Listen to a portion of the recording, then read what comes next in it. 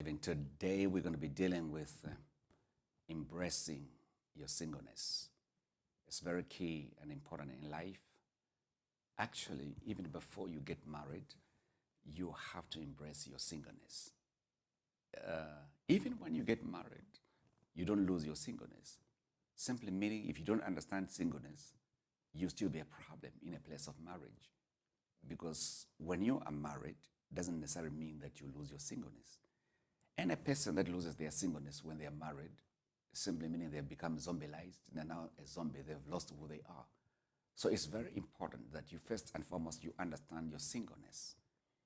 Understanding your singleness, the fact that you are unique, you are complete, you are whole. So marriage does not necessarily come to make you whole. It's God that makes you complete. As much as there's another side where you feel complete when you're married, but the real essence of marriage is not necessarily to make you complete or to make you happy. No other human being can make you happy in life. So today, I'm going to just challenge you to come to a place where you embrace your singleness. The word singleness, in essence, means unique, separate, whole, and different. So it's a powerful word. It simply means you must understand, first and foremost, your uniqueness so you can celebrate your singleness. So it's not possible to celebrate your singleness if you don't understand. Now we're going to start from Genesis 2, where it says, and God put Adam, the first man, in the Garden of Eden. Genesis 2 verse 8 talks about that. God set up a garden and put Adam in the garden. And he put a garden eastward. So as you are celebrating your singleness, as you are building your singleness, as you are understanding your singleness, there are certain things that you have to know or certain that you have to do.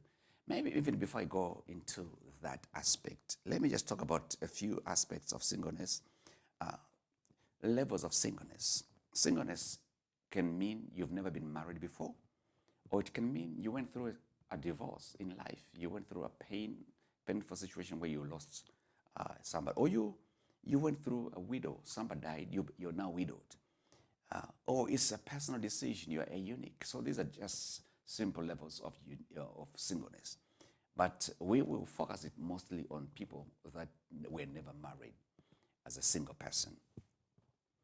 First thing you have to understand as a single person is that when God created Adam, he put him in a garden, and that garden was set eastward. The word eastward in biblical prophetic words, it means an open, where the comings of the Lord come through.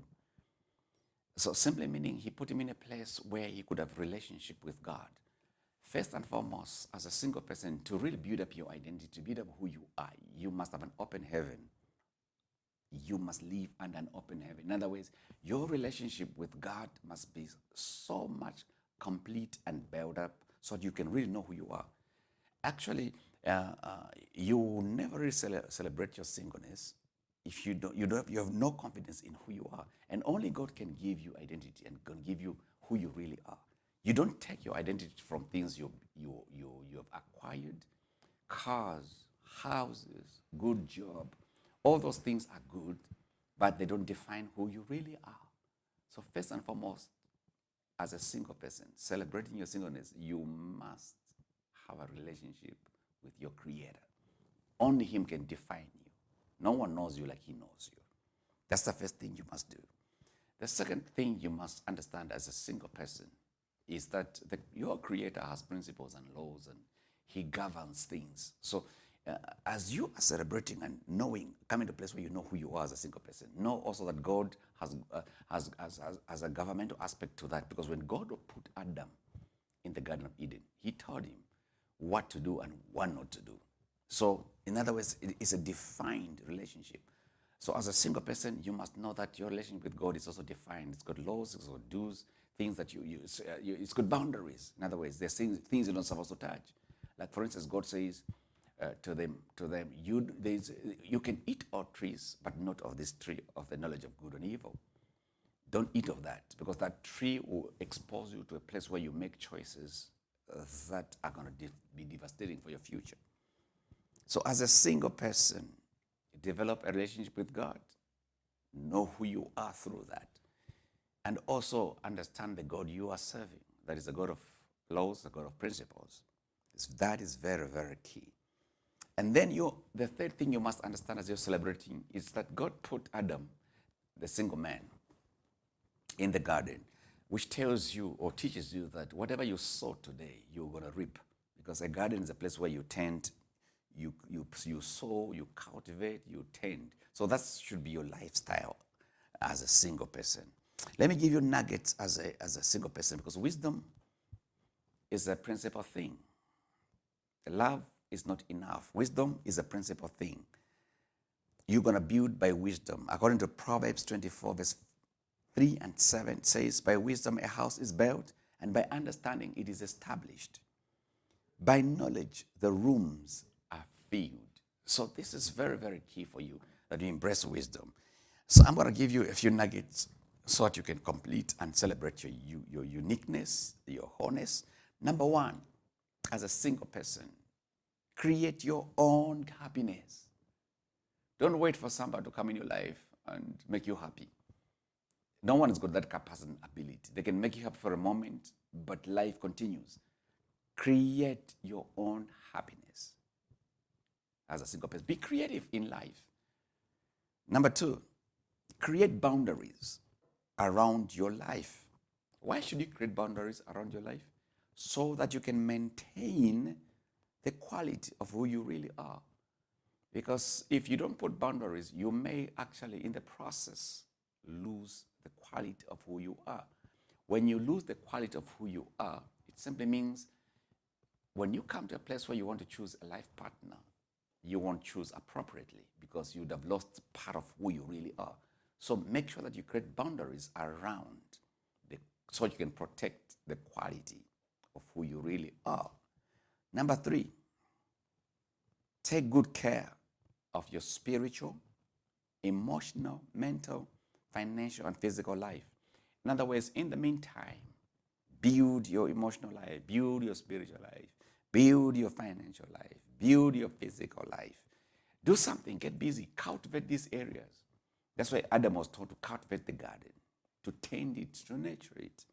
So nurture your spiritual life, nurture your emotional life, get these aspects of your life in place as a single person.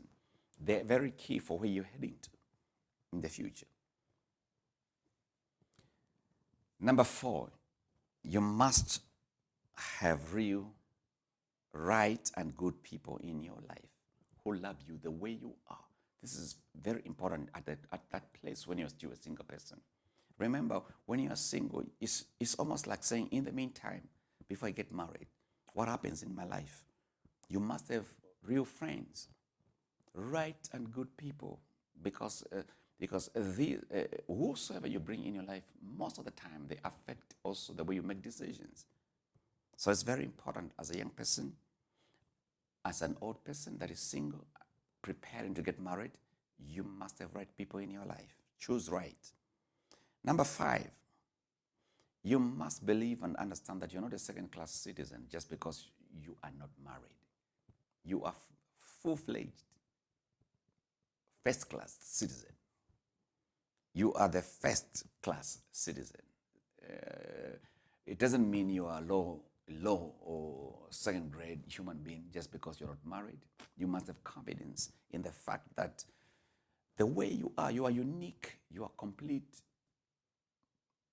Before you even get a life partner, because if you keep on being apologetic, and you keep on looking down upon yourself just because you're not married, it will affect many other areas of your life. It will mess up with your self-esteem. Number six, embrace your uniqueness, embrace you're different. You're a different tree, you're a different kind. Embrace that and cultivate your uniqueness, because you will need it.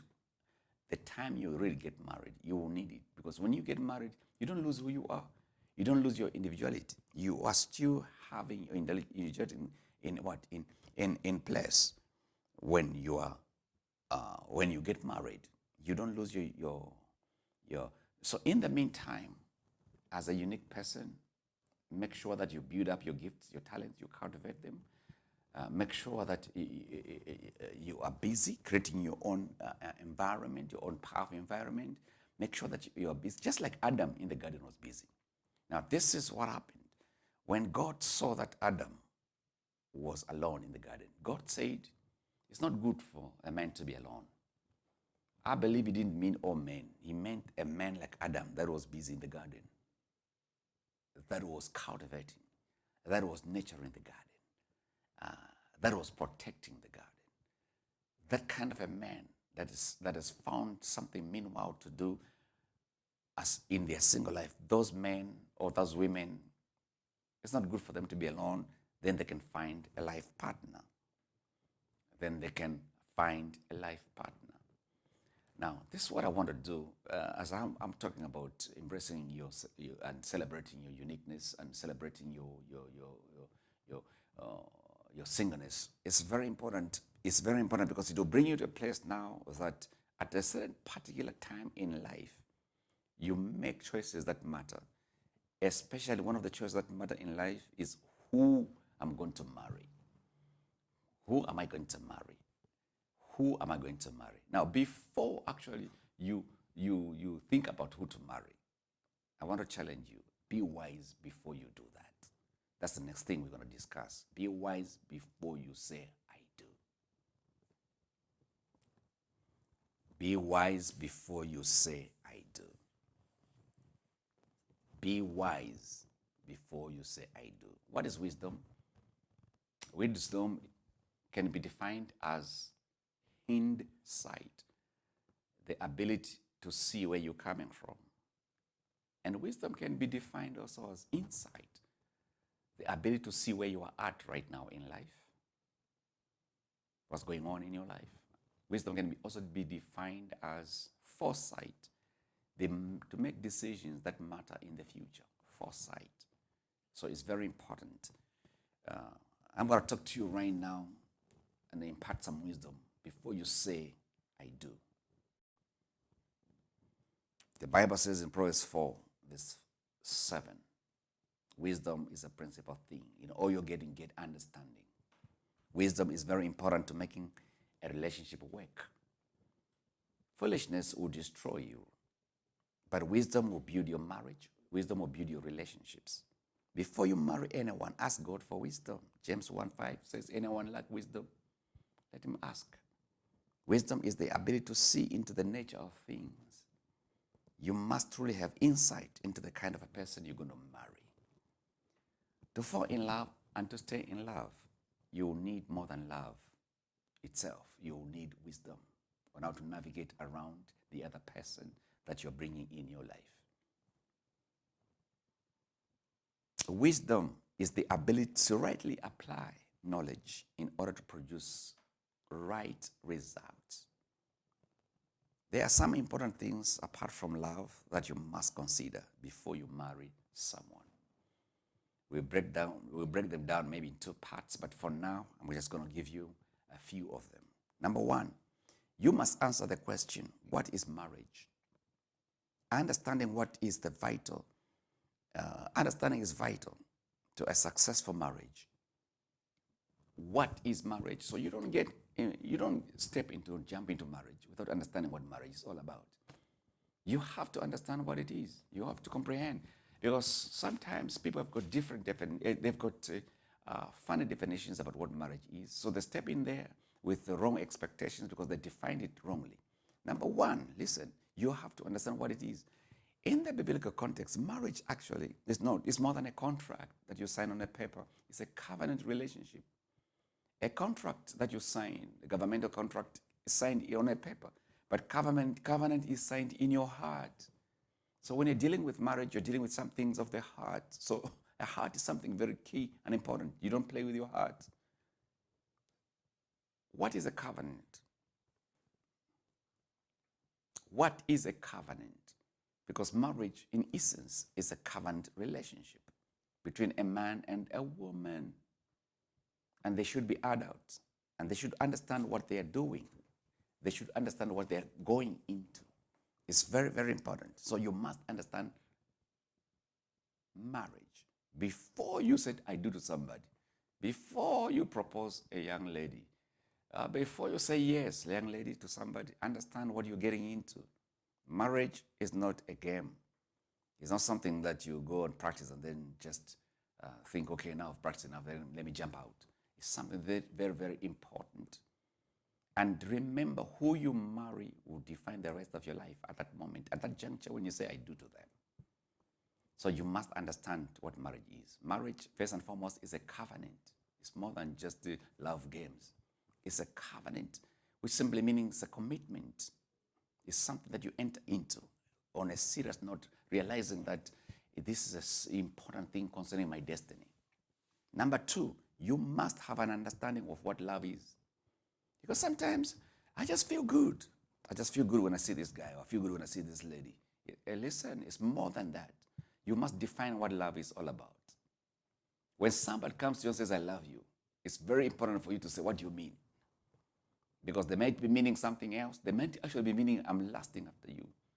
Or they might be actually talking about the fact that they just want to have a sexual relationship with you. So you must really come to a place where you understand what love is. Before you say I do to somebody, understand what love is. Listen, I have my own definition and I've coined words that I think are going to help you. Let me give it to you. Love is a commitment. Love in essence, first and foremost, is a commitment which has feelings, and those feelings which must be expressed. In other words, love as components. It has the first component, commitment. Second component, feelings. Third component, expressions. So expressions are not love. Neither are feelings love. Love in essence is commitment. Surely that commitment must be felt and it must be expressed. How you express it depends on your upbringing, your influence around you. So understand what love is. And I'll understand the dimensions of love: agape, filial, eros, and storge. Because if you're going to really love somebody, you must know what agape love is, what filial love is, what storge is, what eros is.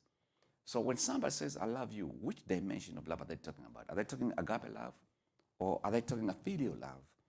Or are they talking just eros? Or are they talking storge? Let me just give a few definitions of that. The agape love is a God kind of love, the love that is unconditional. That's the one that is key to keep a marriage going. Filial is brotherly love. Eros is sexual love, or erotic or romantic love. Storge is family love. Now, when you're going to say, I do to somebody, you must understand all this concept of love, concepts of love, so that all these concepts come into play to make that marriage work. Number three, you must understand and know yourself. You must understand and know yourself. Your likes, dislikes, your personality, the way you do things, your strengths, your weaknesses, it challenges. In other ways, it takes you back again to embracing your singleness. You have to understand who you are. You know, the other day I went to a shop. This shop was selling suits. I wanted to get a suit. Now, the first question I was asked by the attendant was, what is your size? What is your size? That demands that you understand yourself. What's your size? Because you cannot go going around the whole shop touching all those suits. You have to understand your size. Now, when I said my size is 36, he said, come here. All this section is 36. So now my choice, was brought into perspective. Then the only choice now I had there is to find the color and the texture. I left the all other sizes somewhere else. So you would imagine if you don't know who you are, you don't know yourself, you don't know your likes, dislikes, things just about you. You know what you do? You'll be all over that shop. From 44 to 46 to 77 to all those suits. You don't want to do that. The greatest way to make a right choice when you're going to get married to somebody, or you're going to say I do to somebody, is to know who you are, to know your choice, to know your size. Number 4, you have to understand the difference between male and female before you say I do. This is very key. It's very important. Listen, men and women speak different languages, react different to situations, they have different emotional reactions.